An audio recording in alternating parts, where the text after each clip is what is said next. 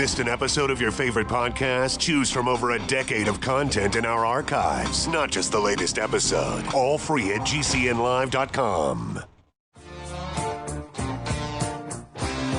This is your call to action. Get prepared, America. Economy, survival, energy, disasters. This is USAPrepares.com. Informative radio, educational radio. Interact now by emailing instructor@USAPrepares.com or text at 434-390-7953. Class, please take your seats. Now, your instructor, Vincent Finelli. Everyone all set? Cocked? Locked? Here we go. Your dial set correctly to USA Prepares. We broadcast Monday through Friday, 9 a.m. through 11 a.m. Central Time on Genesis Communications Network. John is engineering our broadcast today in Minnesota. I'm Vincent Finelli. David in Illinois is with us, and we're going to be talking about his life, things that have happened to him. He's the young man who escaped the clutches of the mass murderer, John Wayne Gacy. We're going to be talking about corruption. Government corporation corruption. We're going to be talking about police corruption. We're going to be talking about medical corruption. We're going to be talking about medical experimentation on the unknowing, the trapped, the unwilling. We're going to be talking about being kidnapped. We're going to be talking about things that will just boil your blood and curl your hair. And this is not something that David in Illinois has read about. This is something he was a victim of. He saw it firsthand as a child. It's an absolute outrage. Welcome, David. How you doing? Well, the question is, how are you doing? Well, when I discuss these things on your show, I found a better way to do it is I have to kind of separate myself from them, and I seem to be able to do that better and try to just tell you what I observed and what I would. And I would like to say one thing real quick. Some of our friends that listen to the show now, and they say I've been doing really well, and they're the ones that encourage me to talk about this stuff instead of keeping secret about it. They want to know why my wife doesn't listen to it, and she don't listen to your show during the times that I talk, because she has to live this, and she has to live this. She was with me for a lot of this, and it was also targeted on her, and it disturbs me to see her because she has to wake me up from the nightmares, and and they're bad. And we even have a German Shepherd that help me and hold me down when the nightmares are that bad. So this is something that just doesn't go away. But I vowed years ago that I will eventually have a time when I'm not under that so much of an umbrella of threat that I'll be able to help those people, victims and the kids. And I didn't really think about myself, but everybody said that I need to think about myself because we're still going through it. So that's, and, I just wanted to get that out so they know why she doesn't. And I don't want her to listen to it. She has to live it enough. I hate seeing her in tears when this stuff still happens. It's just not right. David, my dad was in World War II. He enlisted. His brothers enlisted. We were attacked by Japan. And young men felt that it was their responsibility to defend the United States of America from the Japanese. And he was what was called a 90-day wonder. And a 90-day wonder was a guy who took an aptitude test, an IQ test, and received a grade sufficient to make him a sergeant, at least, right out of the gate. And so he was a first sergeant. And he was on a troop ship going to the Philippines. And there was a flotilla of troop ships. And when the Japanese saw these troop ships, they decided that they were going to take them out and send them to the bottom of the ocean. So what they did was these Japanese Zero airplanes were on a single mission. Each pilot got in, and it was a mission that would end in the pilot's death. They were called kamikazes. And they would take off from a aircraft carrier, a Japanese aircraft carrier. They were fueled. They had machine guns, or a machine gun, ammunition, one bomb, and the idea was to launch that bomb down the smokestack of a U.S. ship, cause as much damage as possible, sink it if possible, with that one bomb, use the machine gun to strafe and kill as many and wound as many people on our side as possible, and then, when all out of ammunition and the bomb had been deployed, take that Japanese Zero and crash it into the most vulnerable spot of a U.S. ship to try to sink it. That was their mission. And my dad was in this flotilla, and there were lots of Japanese Zeros flying around, crashing into, bombing, and strafing ships. Men were on fire, jumping into the water to put themselves out. Ships were being sunk. Men were screaming. It was chaos. It was horrific. And there was no place to go except in the water. And my dad had nightmares. Absolutely horrific nightmares. Most nights since that time. Until he died. So for 5 decades, over 5, my dad got a chance to have those nightmares, the same kind of nightmares I believe you're talking about. They're absolutely horrific. He would jump out of bed, he'd fall out of bed, he'd be diving for cover, from bed, diving for cover, off the bed, smash his face into the floor, wake up, black and blue, getting the gun, get the gun, get the gun, get the gun, because he was reliving it over and over. Is that what you're talking about? Yes. Well, I didn't have to worry about getting the gun. I was always crouching and hiding in fear. There was even one day where I actually tried to break out of the house because I thought I was locked up in the hospital room, and when they were using me for experiments. And I woke up the next day, and the furniture was piled up in the living room. I'm like, was this real? And she said, yes. And it's just been, you don't. I wish, and the thing is, my memory is so well. They actually tested me on it when I was younger because they wanted to find out how I could get around at night, and I wasn't supposed to be able to see at night. So they would blindfold me, and they showed me an area one time, and I was able to just go everywhere around there, just by seeing it once, which that made them all more paranoid because now this kid does remember everything he pretty much sees. He's got too much detail of everything. Then they started making me do puzzles, and that made them worry even more. And even the school teachers would complain about that, so the testing they were doing, but there was nothing they could do about it. If too much heat got put on, I was moved to another location, pulled out, and when you see crime scene photos and photos of people and children that are dead, you don't forget that stuff. I always ask myself, why did I see so much of this information and so much of this?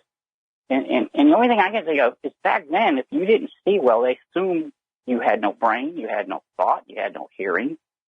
And this stuff was just, and I guess they just got so used, the police and the doctor got so used to me being there you know.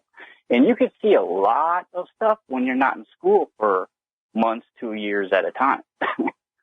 There's a lot of time in the day where there's nothing to do. And that's where you're at. And you figure that's their job, is to be around crime and supposed to be protecting the public. That's the interesting thing. That's supposed to be protecting the public, just as well as the doctors. They're supposed to be there to help and ease suffering. And I'm sorry, I'd rather die at home instead of going into a hospital thinking they were going to be there to benefit and help me. I'm sorry. I've tried to help people. I tried to tell people about what I've seen happen and what possibly will happen. Oh, it'll never happen to me until it does. Then they're upset. You know, and I don't care about it anymore. I don't care to try those people that you try to help and they don't listen. I can't do anything about that. I can just do something. I will go to the extremes to help the children that I see things happening to. I always have. In a way, he did win somewhat because he shut me off of caring about adults who have control about what they do. And, you know, I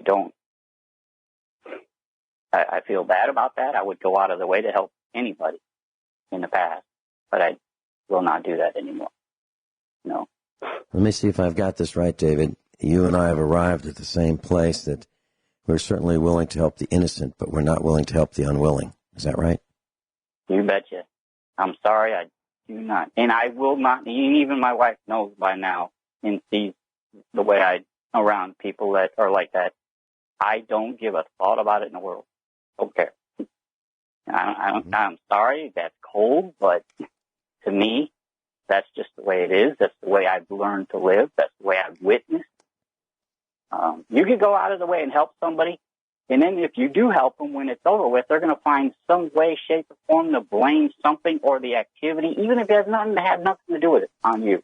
There'll be some way they'll come out and explain why they didn't do it, they weren't prepared, they didn't take action, something.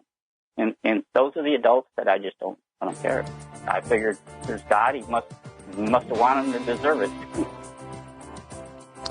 David in Illinois is with us, and we're talking about his firsthand experiences.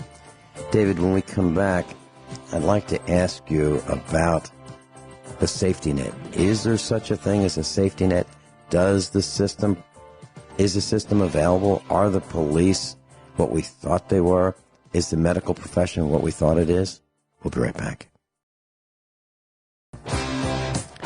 So, David, are you saying that there really is not the safety net that we thought? Maybe there's no safety net, meaning that if you call the police over, it may get worse. If you go to the hospital expecting compassion, expecting that you will be cared for, attended to, maybe the problem that you have may be treated, that maybe the case, that's not quite the case anymore. Is that what you're saying? Oh, yes. I've lived a life of this. Now, I'll go on if you were to call the police. Now, I would have endless conversations. It was my job to calm my father down when he was not at work.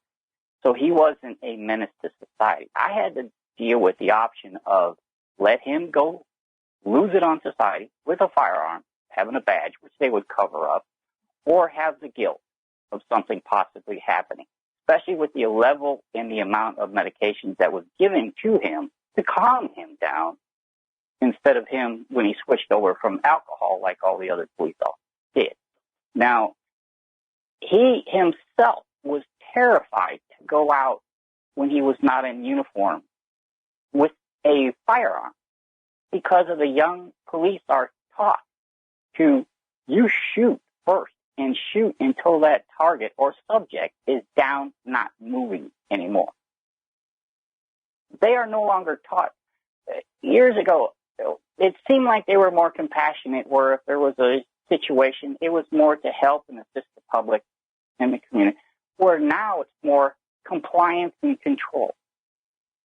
And that's a totally different format in the process. You know, it's not about helping in controlling a situation, assisting a situation. No, let's get this under control. Get them to comply no matter what the situation. They don't care if there's articles I'm sure you can find them, where one guy was on fire because he wouldn't get on the ground because he was on fire. They shot him to death. We all know about the New Orleans situation. I was on the phone with hours of heated discussions with him over that, where he was mad because he wasn't asked to go down there. And then we've seen the stories come out, and everybody read stories about they were kicking in people's doors, taking things, forcing people to leave, taking their weapons and supplies. And he just said, that's what we're told to do. We can do it as long as, I said, what about the Constitution? Even when I took the Constitution means nothing to them. I'm sure there's some of them that do and respect it, but they're taught not to. They're taught to do exactly what they're ordered and allowed to do, and they don't care. They don't care if they go to court. They don't care if they get sued. It's not their money. I've seen, many times where that's happened, and I've sat in the back of courtrooms where I had to go to cases because they didn't want me to see. Nobody wanted to know I was there, so I'd sit in the back and watch. And I even remember one time that's when I first realized the judges are just as bad as these cops. In one of the cases. And it's sad to realize that when you're a kid, even a teenager, and you're taught in school, you're supposed to go to the uniforms and respect these individuals as well as the judges. And you get this inside view, of this situation. And it's like, even as me all these years, even when I was in college, I always tried to fight. No, this isn't right. This isn't right. Maybe it was just a bad situation, but every time I seen more and more, or I got exposed to more and more cases, there's a serious problem here. If something happens, in my opinion, what I've watched and witnessed, the police and the medical field or the politicians, they're going to worry about themselves first.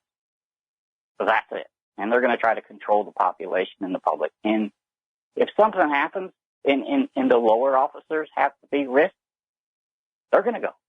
And the sad thing is, a lot of them are the ones that are sitting there thinking, "Oh, I'm in the club now," because that line used to not be as encompassing as many population as it is now. When I was first hanging out, that line was encompassing only a few lower population. Now it's encompassing almost everybody except for the elite in the police. I believe what you're saying is that they have been corrupted, right? Oh, yeah. Yeah, we'll be right back. We'll be right back with David.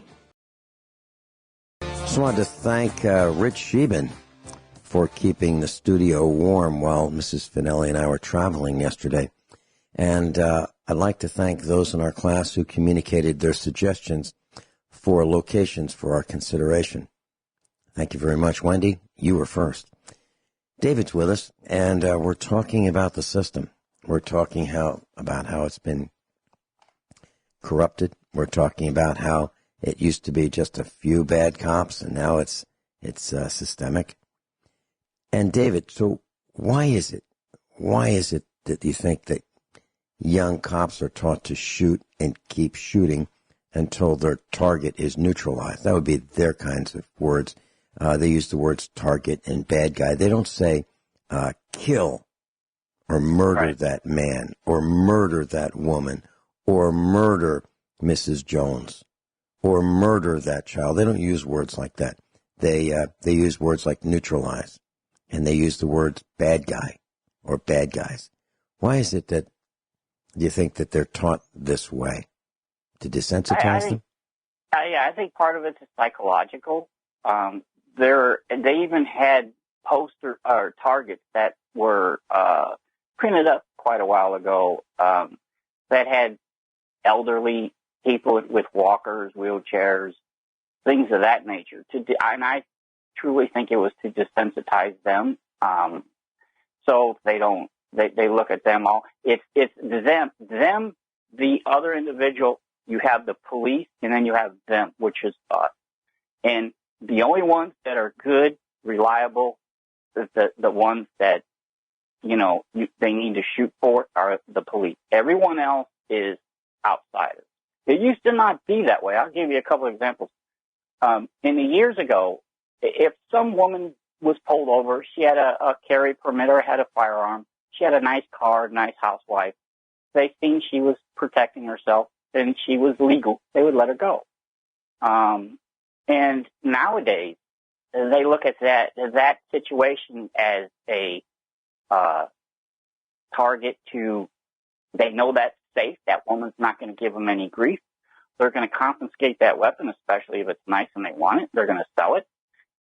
But if they will let truckers come in, because that's where the big money is, they don't want to cause problems, and they will let them bring in larger amounts of weapons and help them get through. So it's changed a lot. They know where the money is. They know where the power is. And that power line has changed, in my opinion, and what I witnessed drastically. And what's sad is a lot of the average people, your middle class and good people, are still, you hear them speaking and they're shocked that it's happening to them. But it's been happening to the lower class individuals for years. They've been living like this. And I've seen it, I witnessed it. They could just walk down the street and get harassed and pulled over and taken whatever they want to take from them. And nobody cared. But now it's changed drastically. And if it's a bad shoot, all they have to do is have fear for my life. It was a mistake. And bam, that's it. Not a thing said about it. Done. But, they, at the David, end of the day, are you saying that the reason, there's a bona fide reason why our black friends in the cities are afraid of the police because the police have been harassing them without merit, stealing from them? Is that what we're saying here? Oh, one of the exactly. reasons? Oh, that's exactly. Now, the word was, back when I was traveling with them all the time, the police, I even got to sit in some of their classrooms. Okay. The thing was, there's something in their blood. We don't know what it is, but only about 2% does not act on that. So therefore, the rest of them all will act on it. They will do crime. They have done crime. And if they haven't yet, they will in the future. So when we see a black individual walking down the street, it's okay to pull them over. It's okay to frisk them. It's okay to make cards and identification mark card on them. Because if they haven't, they will. And that's what I would witness this. And that's how the whole criminal game got started. We had a criminal called the criminal game when I was with these police. And they would give me little, I like, well, how do you tell the criminals? And it was also said on the radio when they would recognize them as the N-word and on the radio. Caucasians were for white people. And Caucasian meant they were good people. The other word meant they were bad people. And so we came up with a criminal game. And it would be amazing. These people just walk down the street and they would get stopped just because they're walking down the sidewalk in a decent neighborhood. Now, the decent neighborhoods up there where they would patrol that, they were flooded with cops everywhere. Now, I met a lot of black people when I would be up there he would drop me off at the lake behind the museum, and I'd fish there until he would decide to pick me up when the weather was nice. I met a lot of them black people. They took me to their neighborhood. They said they'd keep me safe. They did. I would be over there for a week, 2 weeks. I'd never seen a cop at all in their neighborhood. When they said if you call the cops, they're there, it takes hours to get there, they're absolutely right.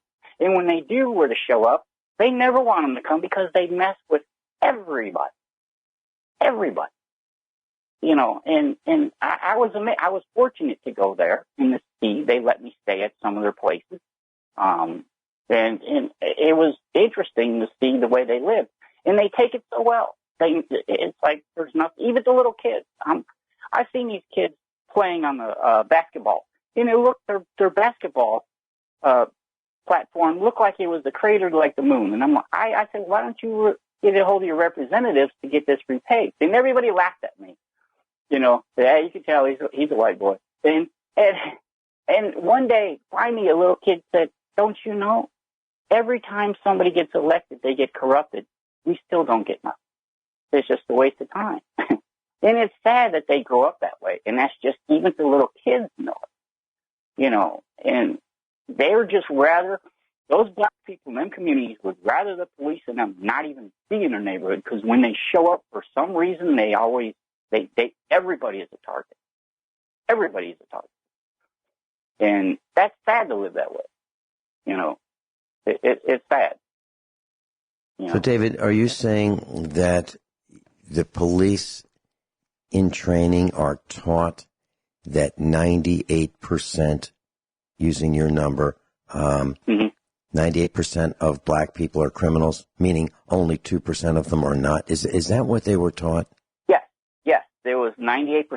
And they said, they actually used the word 2%. They never used 98. They said only 2% do not act on whatever is in their blood that makes them do these. They act like, they were explaining it to me, which now I understand. It's like an innate ability that they cannot control. It's there. They don't know why. That's what they do. And that was the whole thing on the criminal game. Let me see if I've got this right. So, David, are you saying that they're taught that if a black person goes into a store, only 2% of them will not shoplift?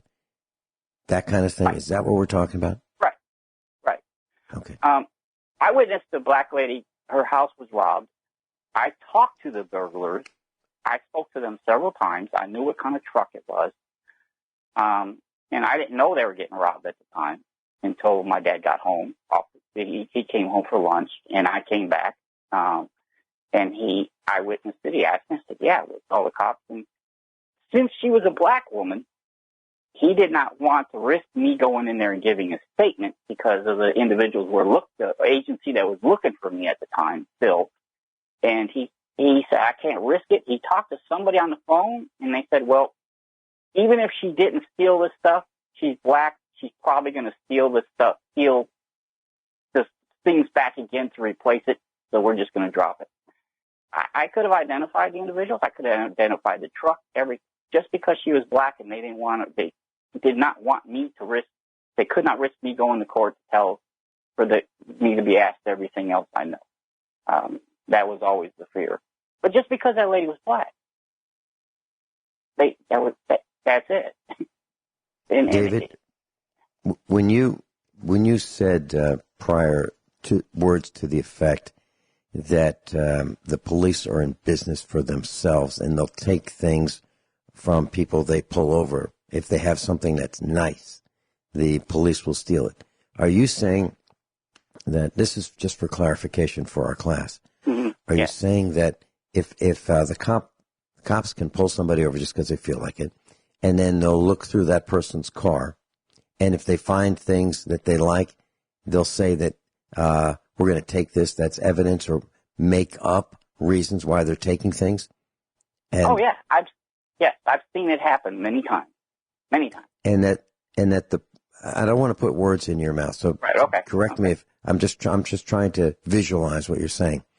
And I'm imagining, and tell me if I'm wrong, but I'm imagining that the person or persons who were pulled over by the cops would say, well, they took my stuff, whatever stuff is, and we're lucky that that's all they did was steal from us. They didn't kill us or arrest us or rough us up. Is that true? That the victims of the police would be glad that they just got stuff taken, things, personal possessions taken, and not roughed up? Is that what the feeling was? Yeah, yes. When I went, and the black people took me to their community quite a bit, and that's the attitude they took. At least that's all they did. And the hope would be the next time they purchased something of that nature and had it, as they could keep it a little longer. Especially if it was unique. They had a lot of vendors that would be in the black communities. They had tables, sidewalk sales of all kinds of unique items. Very interesting, great place to be. I wouldn't be able to go there by myself, but these people would take me there. And they would, when we'd go back, when they would get pulled over or stopped and checked, they would see these unique things. And they're like, oh, well, I think this may have been in a crime. It's taken. You know, it's sad to see that right in front of your face happening. It bothers me. It still bothers me to this day. Of course. David, I have so many more questions. Thank you for being with us. I'm looking forward to the next hour and 15 minutes with you. We'll be right back. David's with us. David, it seems that some cops have an air of entitlement.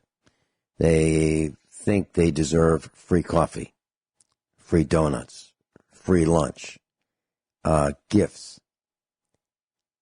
Did you see that in your firsthand experience with the police? I just mainly seen them take whatever they wanted to. If, for example, here's another example.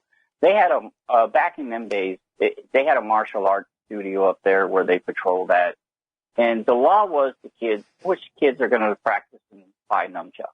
They had to have them in a case, and they had to carry them out in the open when they were going to class.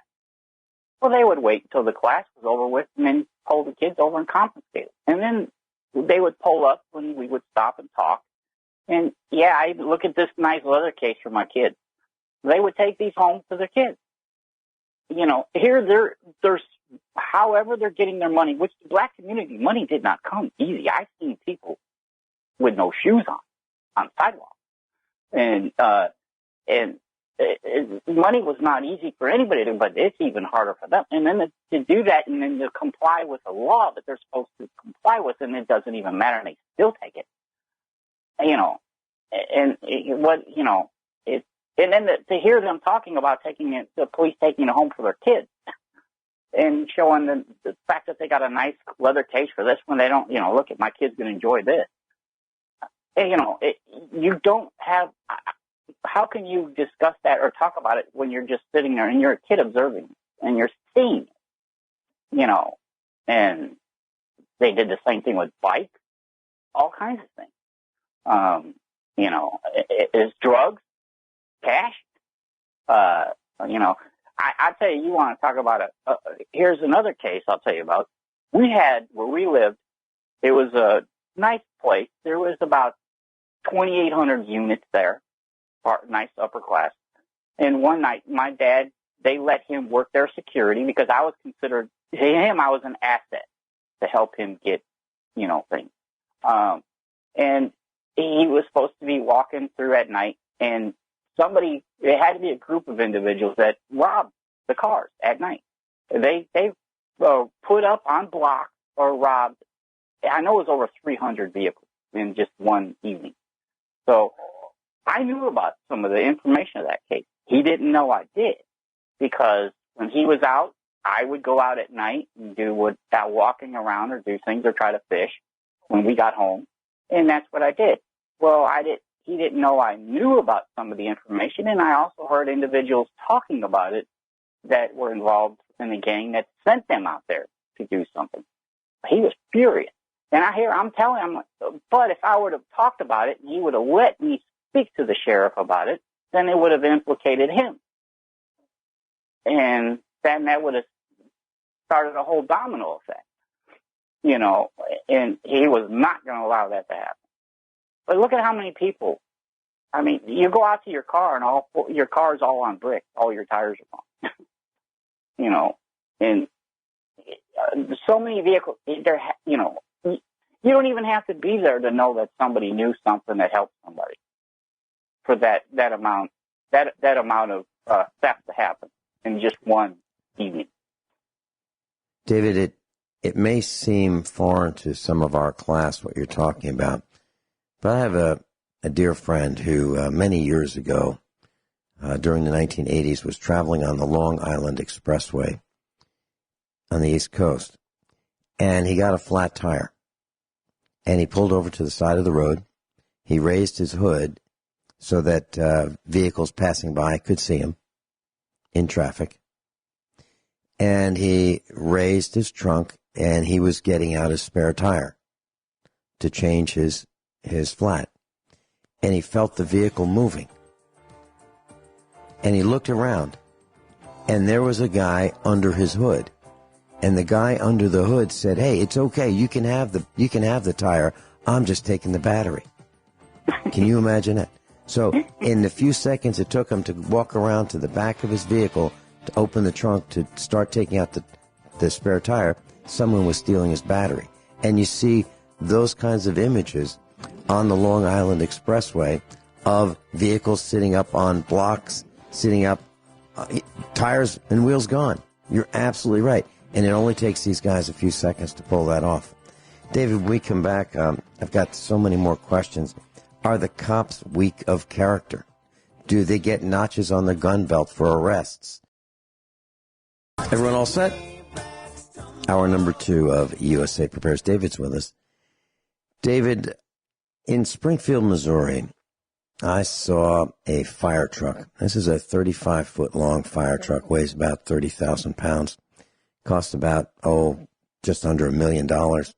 It belonged to the city.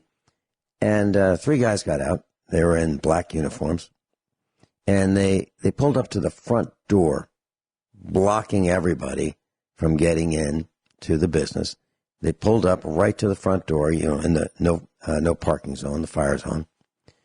And they got out, and they started walking around the store. And I happened to be there. And I heard the ringleader of this 3-person gang, and they were telling the manager, the store manager, that they're just updating their records. They were snooping everywhere. Okay? Now, the reason I'm mentioning this is it seemed to me that having a 35-foot-long, 30,000-pound fire truck with 3 big guys getting out in uniforms, telling the store manager that they're just updating the records, that's pressure and intimidation. The reason I'm mentioning this is, do the cops do the same kind of thing? Intimidation. Oh, yeah. Yeah. And, even when they're off duty, they consider themselves never off duty. And like my father, what he would do is he would put his holster in the window so the other officers would see the holster. Or if people were walking down the street, they knew he was a cop, so they wouldn't say nothing if he would pull and cut somebody off. In the Chicago area, nobody wanted to mess with cops because they knew what would happen if you ticked off a cop. I mean, I knew people that were thrown in the water, in the lake, by cops. And so they would. Here's the thing. Chicago is different than the federal government when he went to the federal government. When he was in Chicago, things were different. There was like his group of guys. They were the guys to go to when something needed done or a problem needed solved that they didn't want. They needed it done a certain way. Okay, let's just say a rough way. He even had somebody that was upper in the area, in the community, that ran the university, would come to him. He said that he would tell me he comes to me because he knows I'll do the things nobody else would do. And so there was different. They didn't really get all kinds of things in bonuses and things for how many people you would pull or things like that. What I was aware of and seen is all the things they would confiscate, the cash, the money, those things, that's where they accumulated a lot. And then, now, the federal government, when he went to law enforcement and transferred to there, and it was because of me is why he left Chicago in the first place. But he went there. That was a totally different situation. That's where everything they take, everything they pull over, even if they don't have the case, they confiscate the property, period. And if the case is not even something where the federal government would be involved in, they will call around and ask any other department if they want the case. But they would still his department would still keep the property. They kept so much property when he wound up starting there and showing them how to do this. They built a new building. They had to build a big holding area to hold all this items they compensated, but he still had that issue where he still did the under the table stuff. For example, there is an example for you. He would tell me that he worked in Arizona, Nevada State, and he would have to take a trunk full of marijuana to California. And I'm like, what? Wait a minute. Why do you have to take a trunk? Don't they have a destroying center somewhere in Arizona, Nevada? He wouldn't answer me why he had to take it to California. Drive all the way to California to take a trunk full of marijuana. Now, my assessment of that is they can sell it. Marijuana was doing medical marijuana. Well, they got to destroy it in Arizona, Nevada. So they taking it there to sell it. Other than that, there's got to be somewhere to destroy drugs or a holding area or somewhere in Arizona and Nevada. Now, that's my opinion about it. He would never tell me why he was taking it all the way there. Okay, so to add more to that discussion, do you believe that cops take guns from law-abiding people, illegally steal the guns, meaning the cops illegally steal the guns, and then give them to their friends or keep them for their own purposes or sell them? Do they do that? I witnessed that. This is not do I believe, I witnessed it. So that's not, for me, that's not a thing of whether they do or don't. I've seen it. I was standing right next to them in uniform when they were selling guns to pawn shops. So I don't, it's not whether I wonder if it happens. I've seen it. So that's not a question for me. It's interesting that you mentioned pawn shops because I've heard the same thing, not fourth, fifth, or sixth hand, but second hand. I heard from a guy who said that, yeah, the cops sell guns to pawn shops. He knows this to be a fact, that the police steal guns from people and then they sell them. And, I think it's because, the police don't want their names to be seen readily. And the people who are bullied by the police are so intimidated they don't pay attention to the person's, the cop's badge number or the cop's name if the name is available, because cops generally do not want to identify themselves. Are you seeing that as well? Yes. A lot of times he would take his badge or his nameplate off, but he would still be in uniform sometimes when he would do things like that. So yeah, they would take their nameplate off and the badge off and put it in their holder that they would carry for the wallet. But they would still have the uniform on most of the time. So I could see that being a situation. This situation, yes. David, we had some expos. We had 7 preparedness expos, and there was one in Lebanon, Missouri. And on the day we were setting up for the expo, it was a Friday, and we were setting up for the Saturday, Sunday expo. So the exhibitors were setting up their booths, and the cops walked in the back door, the K-9 team. 2 cops walked in the back door, and they were looking around. And I saw them, and I walked up to them, and I said, "Hey, so what's up?" They said, "We're just looking around." And I said to them, "I'll tell you what, guys.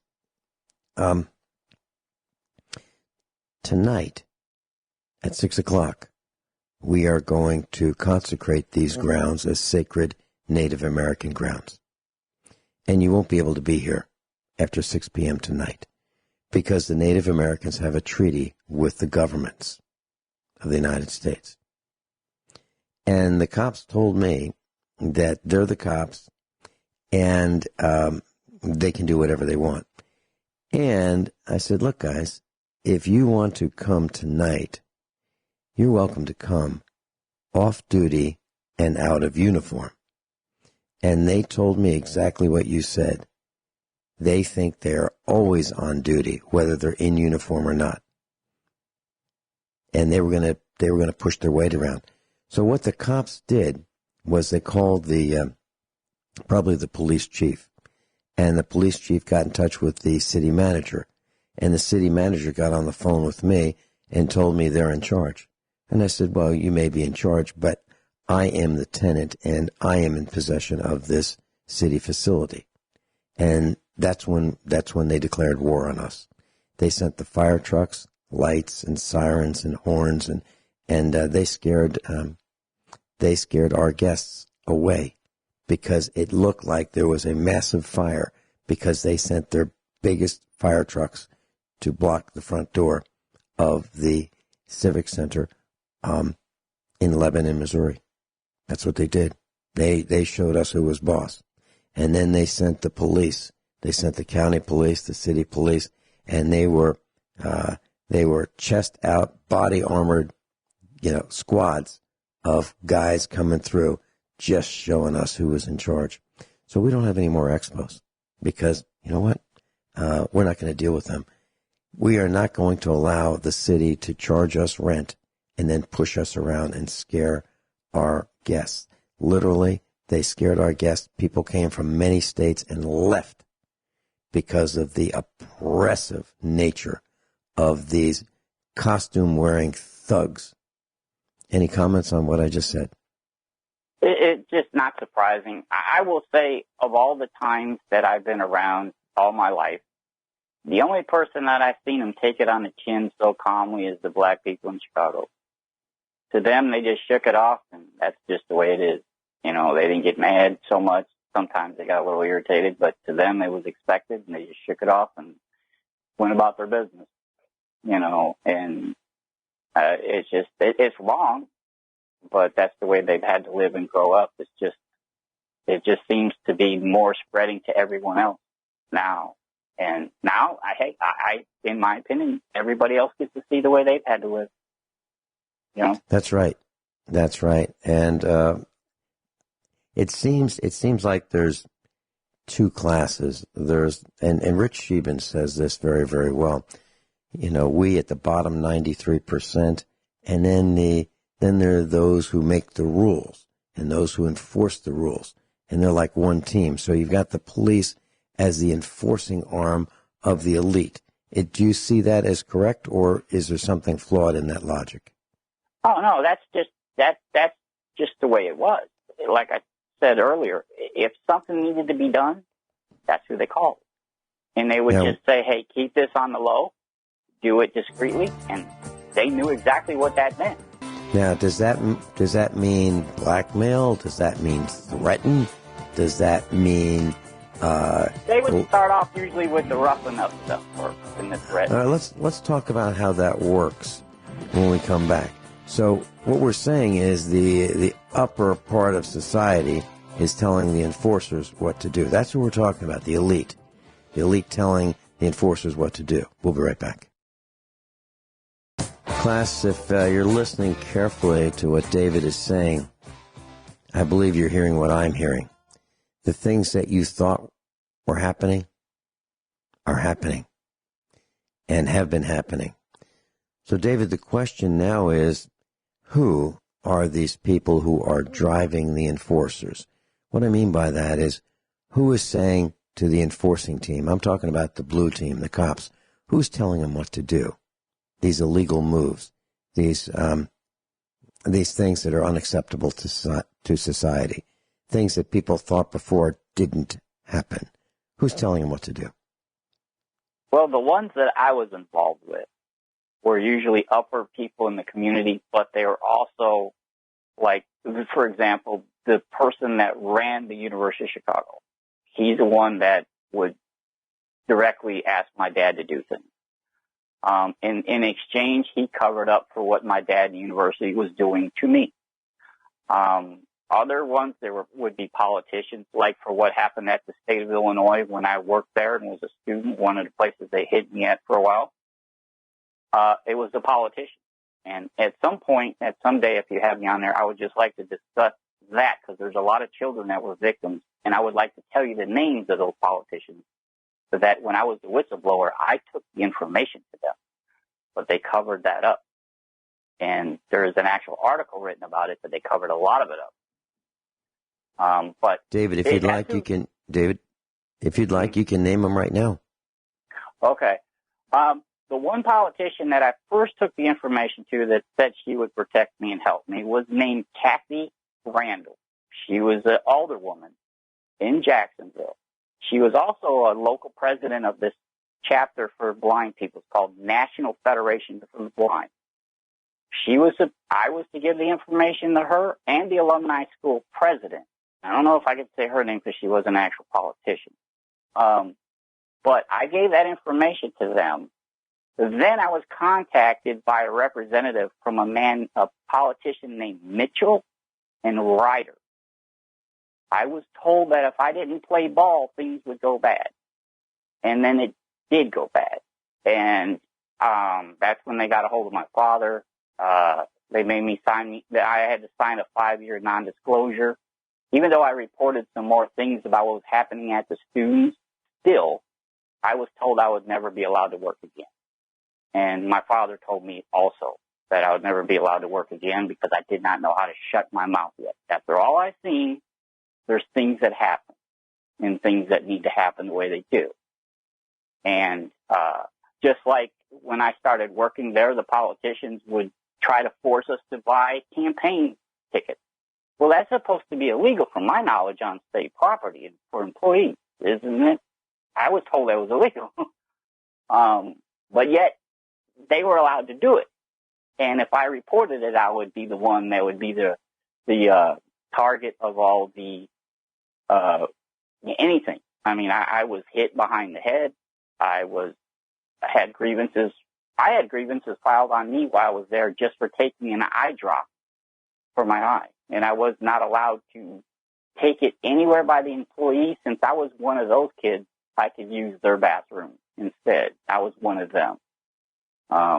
And I reported a kid, a staff member. This kid he must have suffered from Crohn's, something like Crohn's, because he had a gas problem. Nice kid. Family must have took real care of him. He had nice clothes. Nice kid. This staff member had his hand all the way, the back of his hand was all the way up behind his back, all the way up to his neck. And this kid, I heard this kid screaming through my textbooks and my radio from college that I played in the hallway outside. And when I let him in the door, I shut everything off. And he took that kid. The kid was screaming in pain. He said he'll do what he wants. Just let him go. He threw him in the bathroom, made us all wait outside. You could hear him throwing that kid around against the wall. And that kid was screaming. And instead of reporting that, I was put in the office in a conference room with that staff member and other directors. And I was verbally abused. And nothing was never done about that. And this kid is I could probably say his first name. I won't say his last name. His name was Andy. He was there as a student when I was there. Good kid. But this happened to a lot of kids. Kids were getting raped there and they were covering it up. And that's just wrong. These parents send their kids there to trust them to protect their children. You know. And that's what they do. And they cover this up. And those are just some few things that were there. We'll be right back. David, you mentioned people being raped. Who was being raped? Who was doing the raping? Who covered up the rapes?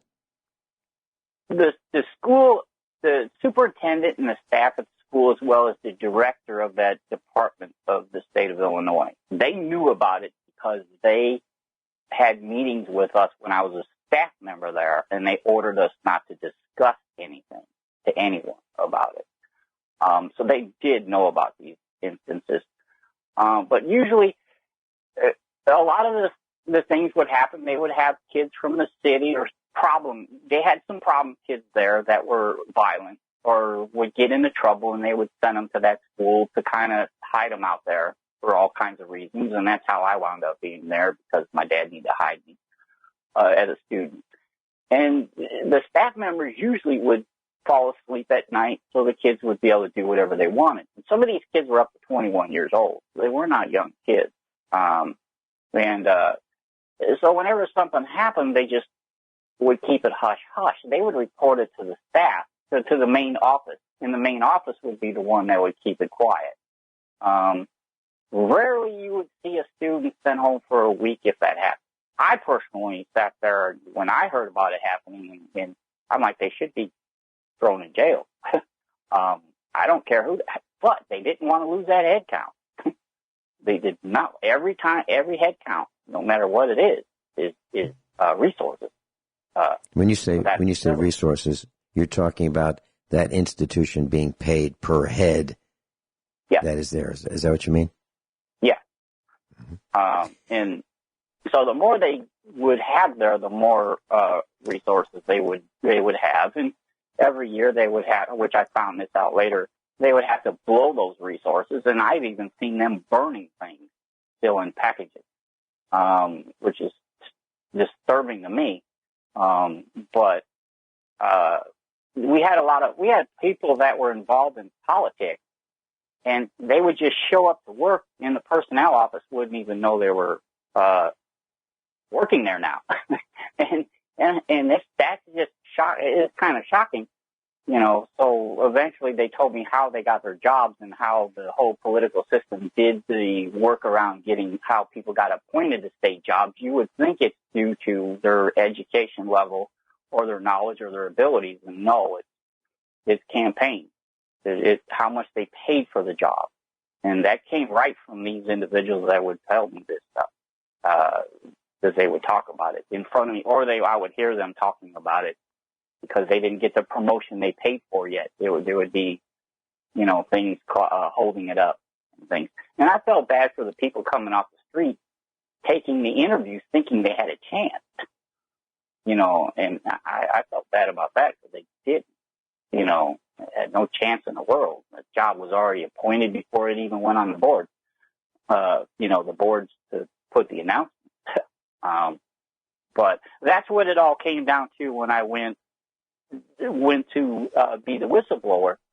That a lot of that information was covered up, and it wound up being covered up for jobs and promotions, and that's what wound up, you know, being covered up about it. And you know, I got out of the area because there was nothing I could do. I had several threats. I mean, I had my dad on me threatening me now, so I had to think about my family and, you know, get out of there. There was nothing I could do.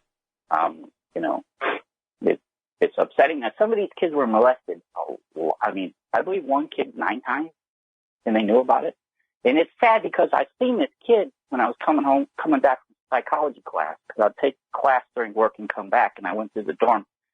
And these teachers were making fun of him, touching his face, because this kid would just go crouch down in fear. I mean, he was terrified. And I'm like, what happened to him? And you think this is funny? And to find out they knew the whole time. And from what I understand, it's in the magazine article that somebody wrote. It's in a National Federation magazine, where that parent had a court case. They didn't have all the information. All they did was say that kid was molested in the elevator. Well, the elevators are only in 2 buildings. Those are the school buildings that were closed at 5 o'clock. This stuff happened at night. There was no elevators in the dorm. They said somebody locked them in the elevator and did it in the elevator. Them buildings are closed except for Monday through Friday during school time. And they're always there with staff, period. There is no elevators in the dorm at all. They should have had access to that stuff when they were in court. They never did. My dad said they would never let me in court because they were worried. The state police and the police that were involved were worried I would talk about the other stuff because they were still looking for me at the time. They've still been looking for me. I'll never be free. And I think he's right. I will never be free. David, you mentioned interviewing for a job.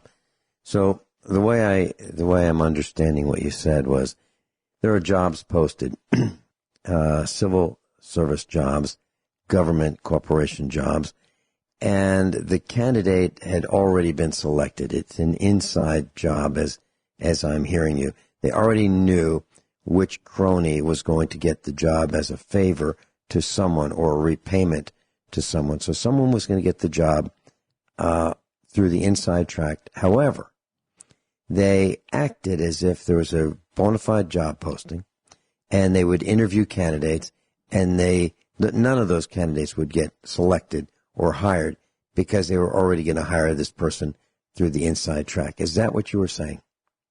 Oh, yeah. Because it has to be, the process has to be gone through and completed. Mm-hmm. That has to be done. But before the jobs were even on the board, they already knew who the job was going to be for. Right. So you've just exposed what many people believed to be the case, and there you have it.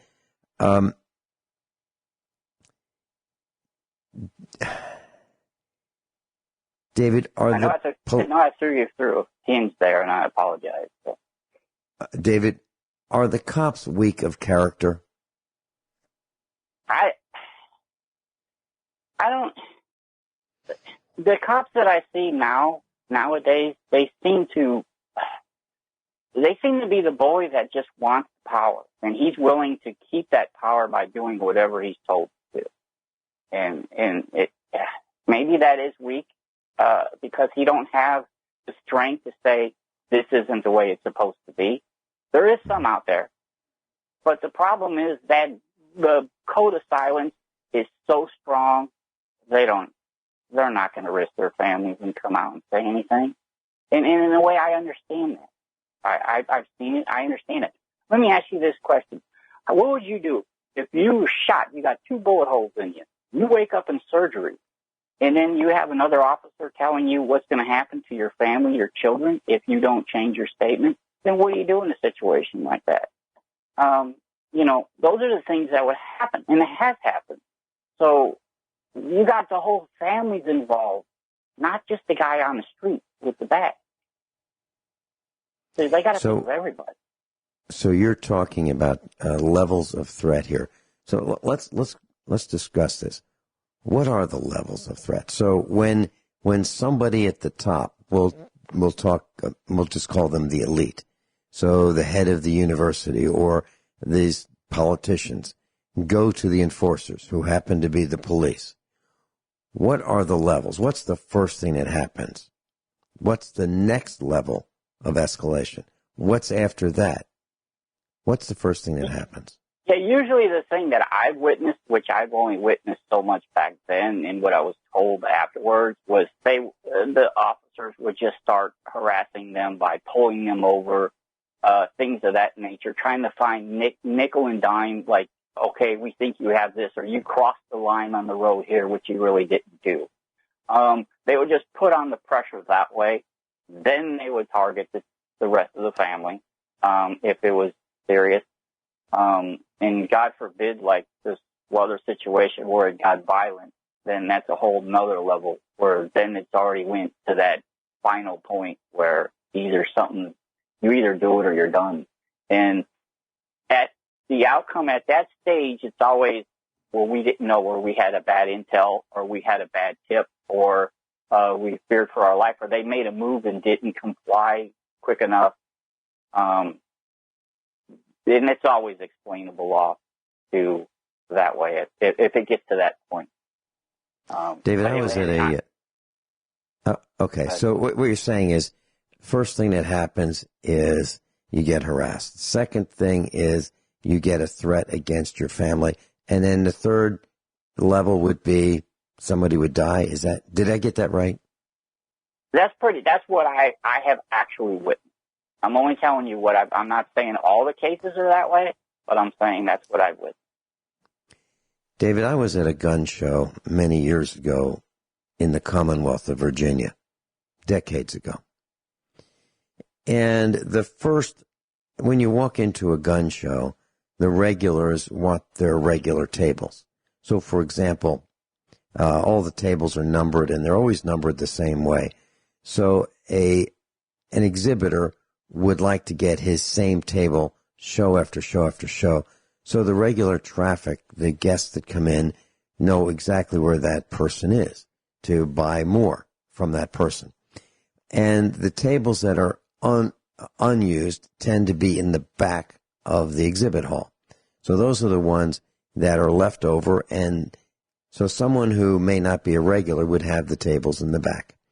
Well, in the back of this particular gun show, and it's a very large gun show in Virginia, there were a couple guys. And they looked like cops.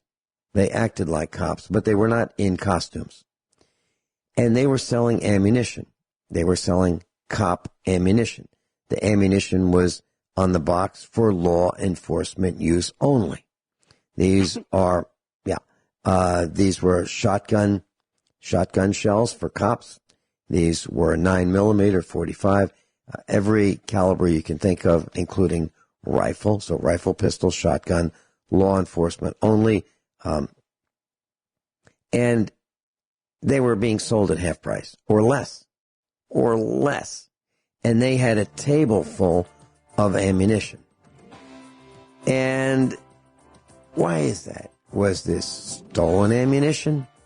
Was this leftover that if they didn't use it, they wouldn't get reimbursed, or they wouldn't get next year's budget for that much ammunition? Can you envision this happening the way I described it, or does it sound like fiction to you? Please let us know when we come back. David's with us. David, I mentioned an actual event that I was in the Commonwealth of Virginia. I was at this gun show, and I saw these two cops, not in costumes. They appeared to be just two guys, large police-looking guys. They had, the haircuts that you'd expect that they'd have, and they carried themselves as if they were the police, and they were selling police ammo, and they represented they were selling it, and it was from the department. Now, but they weren't selling it for the department. It looked like they were in business for themselves. Now, does that story sound, that's what happened, but does that sound like that's fiction, or does that jive with what you have seen? That does jive with me, what I've seen, but I'm going to tell you, here's how I know how it works it used to work. They do sell like their old surplus weapons, but they all have to have a paper trail. So I've always been able, and people would go out with me, and I was always being around cops all my life, all the time. I was able to pick them out. There's just something about them. I just knew right off the bat, even if they were in unmarked cars. And people say, how do you know? Well, I also went to a gun show down there in Missouri. You probably known about it. It starts with an R. I don't know if I should say the name of the area. You can say it. You're talking about RK Prepper Show, right? Or RK Gun Show. It was called Rutledge. Oh. Okay, I thought it was RK. It's a big hunting community, and in the summertime, they would have this big fair where they sold guns and even had an auction and everything there. I went down there. And these guys were doing the same thing. And you knew they were a cop. But they were selling stuff that was actually illegal to carry. And they were promoting carry. And I'm like, wait a minute. I said, I don't understand. You guys, I could tell you're a cop. And he goes, how'd you know? I said, I could tell. I said, but you're wanting people to purchase these things, and you're encouraging them to carry them and how to carry them. It's almost like they're wanting you to buy it so they know what to look for if you're out on the street, and then they know what to look. And then you get arrested, and they get an arrest off of it. And they get a record. They get to put you on their accomplishments. But the thing is, I've seen them people at the gun shows also selling guns like that, and that they're cops. I don't care what price they're selling it for. I will not buy it off because I've seen. Well, that happened to me. That literally happened to me. Mrs. Finelli was looking for a double action 45 made by Para Ordnance. And there was a guy walking around a gun show in the Commonwealth of Virginia, and he had a pistol case, and it said Para LDA 45 for sale. And I didn't know if he was a cop or not, but he sure had the appearance of it. And I said to him, are you selling that? My wife might be interested in talking to you about that. And he said he was a cop. He was off duty. And he was selling it for a friend. That's what he said. And he said, now she needs to have one of these. Do not carry it in her pocketbook. Carry it in a holster on her person, because someone could take it out, take her pocketbook, and have her identification and her gun. So he said all this. All made sense. And I said, well, I appreciate it. Thank you very much. And we walked away without buying it. So I felt so uncomfortable.